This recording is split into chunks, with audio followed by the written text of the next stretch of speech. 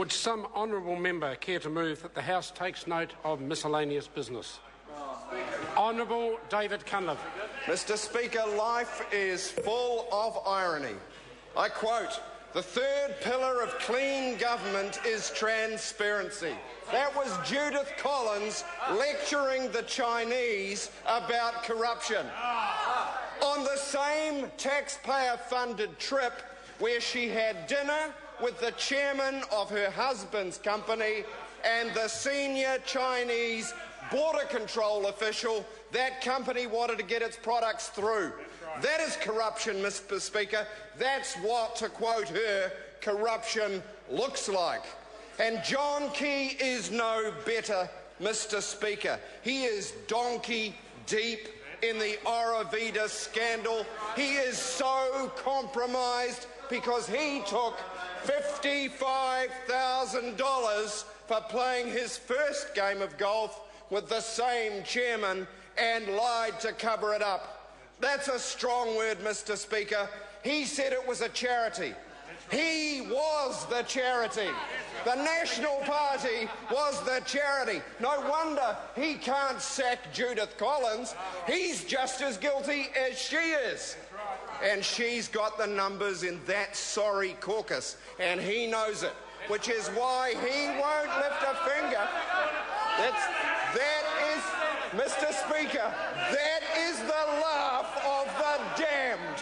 That is the laugh of the damned. Imagine being an also-ran to the Minister for Corruption. Imagine being the also-ran to the Minister of Corruption. So, Mr. Speaker, let us summarise why she is toast. Order. Mr. Speaker. Order. Mr. Speaker, she's toast because she has a deep, abiding and pecuniary conflict of interest. Her husband was appointed to the board of Aurovita. She has a financial gain from that appointment.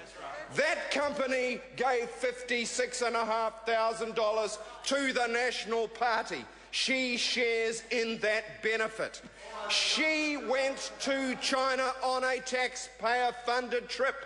She posed for the company to promote its products. She lobbied Chinese government officials to get those products into China. She did not declare the meeting in her ministerial report. She did not declare the details to the Prime Minister. She did not declare the details to the House. She has repeatedly, sir, made a mockery of your rulings by saying she has no ministerial responsibility for sitting as a minister on an anti-corruption trip with the chairman of her husband's company and the border control official. That is a joke. It is worse than a joke. It is the same kind of corruption that she is lecturing about. Here's what she told the Chinese Academy of Young Executives, quote, "Fighting corruption is not easy. It is a complex offence that is difficult to detect.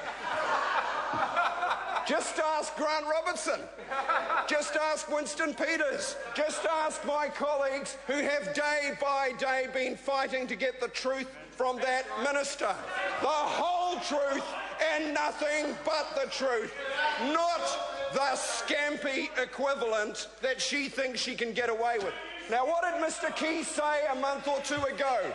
He said, "Gee, I wouldn't want to be in her shoes if she does this again." Well, guess what? She's just been caught out. Because not only did she prepare in advance for those Aurovita dinners, not only did she not just pop in for a cuppa on the way to an airport that was in the opposite direction by 30 kilometres, Mr. Speaker, she has lobbied for the interests of her husband's company. And that is a conflict of interest. Mr. Speaker, she expects the New Zealand people to believe the lie that they never discussed Aurovita business. Yeah, right. But I say this to you, sir. Even if they sat around that table eating scampi and did not say a single word of any kind the whole night, in Chinese culture, the fact that she was there, a minister of the Crown, with the very border control official that could influence that company's outcomes, even if he was dumb, blind and mute and she said nothing, it's still an obvious conflict of interest. The member's time has expired.